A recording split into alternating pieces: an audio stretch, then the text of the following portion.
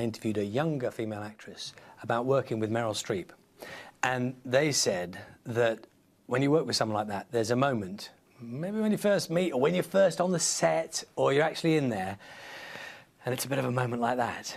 Was any of that working with Cate? Of course. I mean, I was terrified before the first time shooting. But, you know, we had 2 weeks of rehearsal before we even started shooting, and I immediately just felt so safe and comfortable with both Cate and Todd. You know, they had collaborated together before, and so it's always scary coming into that, but they were both so generous and made me feel so safe.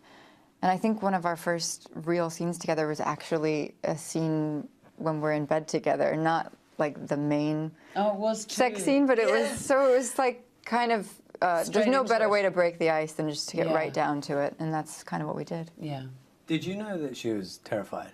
I was terrified. It's always first day of school. She's still my wife. I love her. I can't help you with that.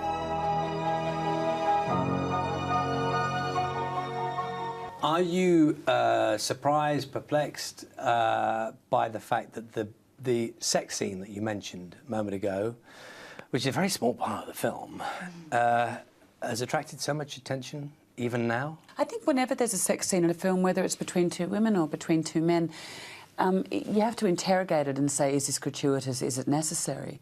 But it was a really important part in their relationship, particularly because it's set in the 50s and such, you know, the consummation of such physical feelings between women was illegal. I'm fascinated.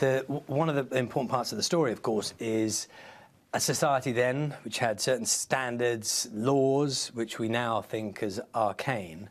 Some things don't change. And I was just thinking, for example, about women's pay in the movies. Do you get paid less than men you work with? No one makes a film like Carol to concentrate on their paycheck. I understand that. But, you know, and I don't think the film industry is a standalone industry with pay inequality. I mean, it's rife in your industry, in the banking industry, in the teaching industry. You can't have partial equality, and you can't really change workplace culture or cultural product, you know, the end result, you know, getting more tentpole films with women at the helm, unless you have equal pay.